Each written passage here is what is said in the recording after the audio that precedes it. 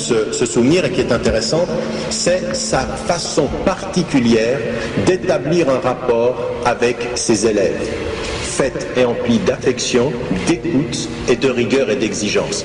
Hassan el-Banna, dans tous les projets d'école par la suite, insistera beaucoup tant sur l'exigence que sur le rapport affectif et le rapport fondamentalement basé sur l'humanité entre le professeur et l'enseignant. Et il dit dans ses Mudhakkarat qu'il l'a eu de cet homme-là.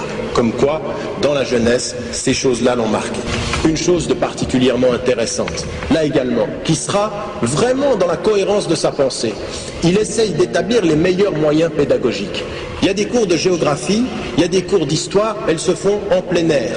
Il a l'habitude de faire sortir les élèves, il discute avec eux, il fait en sorte que la relation professeur-élève soit extrêmement intense.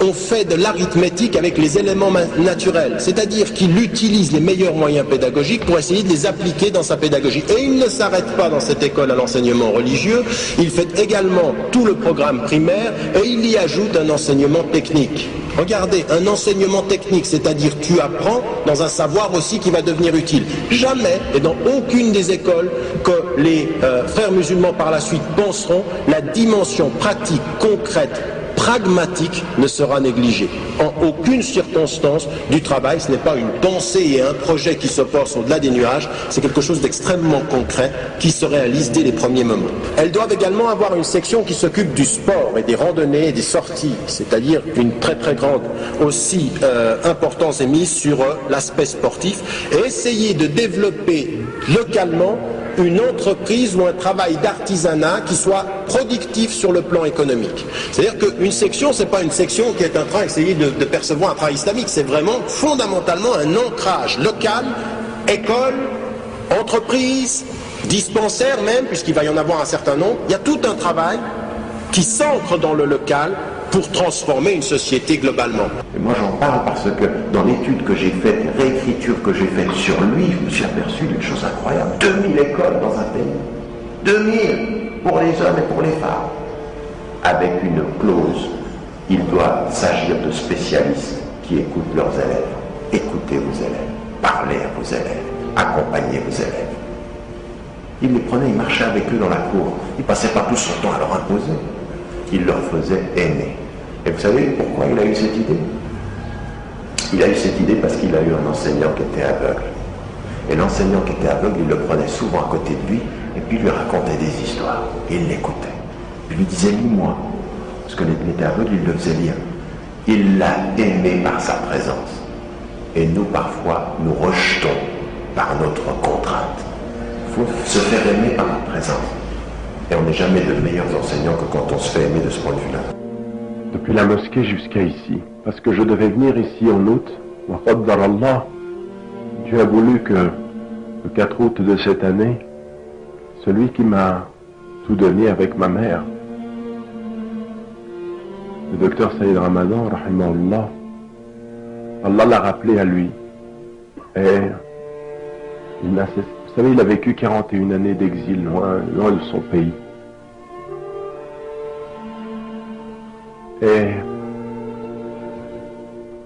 Et dans ce qu'il a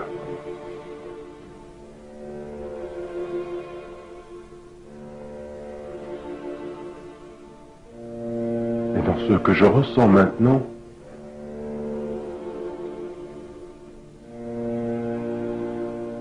c'est exactement le message qu'il m'a transmis, qu'il m'a dit de l'islam. À savoir que notre message c'est l'amour. Et que lui, ce qu'il a appris de Hassan el-Banna, qu'il l'avait éduqué, ce qu'il m'a enseigné, c'est finalement pas beaucoup un islam de la parole. C'est un islam du cœur, c'est un islam de la responsabilité dans le cœur, c'est un islam de ce qui doit faire notre fraternité. Et il est décédé isolé à Genève, mais avec des liens de fraternité avec l'ensemble de la communauté.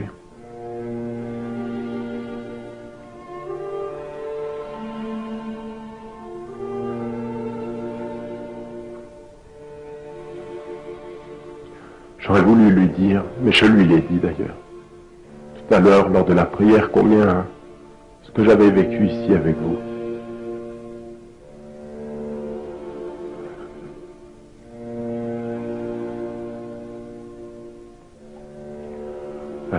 Parce que l'essentiel, il l'a transmis, l'essentiel, il est que c'est grâce à ces parents-là, à cette famille-là que je suis là et je n'ai pas beaucoup de mérite. Mais à des moments donnés, quand vous sentez que dans la famille, il y a des situations de dialogue, des situations de manque affectif, une famille, c'est le lieu, c'est la cellule où l'affection elle est là. Il y a des choses qui sont permises en famille, où on se donne de l'amour, où les enfants, on donne attendez, avec nos enfants, avec nos garçons, où on se prend dans les bras. C'est permis, c'est halal. Non, on a envie de dire, c'est halal de prendre ton fils et ta fille dans tes bras. J'espère un jour que mes enfants pourront dire un petit détail comme celui-là qu'il leur reste de la mémoire de leur père et de leur mère, Inch'Allah. C'est une chose qui m'a marqué ma vie durant et qui a fait que j'ai reçu, celui qui vous parle a reçu une éducation très libérale mais en même temps appuyée sur la confiance. Et je me souviens toujours parce que ça me reste ancré. Vous savez, quand vous avez aimé, comme chacun d'entre nous aime ses parents, son papa et sa maman, et que ce point de vue-là, vous voyez les gens partir, reviennent à votre esprit des petits détails. Et j'ai ce souvenir-là de mon père, rahimahullah, chez qui j'étais allé lui demander une somme d'argent, 10 francs suisses, ça fait pas mal d'euros. J'étais allé lui demander ceci, et m'a regardé comme ça dans les yeux, et puis je ne savais pas exactement c'était pourquoi, mais il a eu une chose tout à fait particulière. Il m'a pas demandé c'est pourquoi, qu'est-ce que tu vas faire, où tu vas, quand tu reviens, comme nous on fait, hein, ou beaucoup d'entre nous. Il m'a dit une chose très importante, et je me souviens encore, je peux vous dire, j'ai dans ma mémoire le lieu où ça s'est passé, la qualité de la lumière dans laquelle les choses se sont passées, et son regard quand il a prononcé ces mots, jusqu'à aujourd'hui. Et ça fait partie, quand je pense à lui, de mes invocations. Ce moment-là, c'est étrange, c'est un petit détail de la vie. Quelqu'un qui a fait 69 ans de travail pour l'islam, qui a donné toute sa vie, 42 ans d'exil, et tu te souviens d'un petit détail dans un couloir, une fin d'après-midi. Et quand à quel âge? 13 ans, 14 ans. Et je suis allé lui demander 10 francs, et il me regarde, il ne me pose aucune question, il prend les 10 francs, il me les donne dans la main, et il me dit, tiens, mais n'en fais pas quelque chose qui déplaît à Dieu. Qu'est-ce qu'il m'a dit? Il m'a dit l'essentiel. Il m'a dit, je te fais confiance. Et si moi je ne suis pas là, Dieu t'accompagne. Et c'est entre toi et Dieu. La confiance. Mais c'est quand quelqu'un vous dit ça, que vous avez un signe qu'il vous aime et qu'il vous comprend.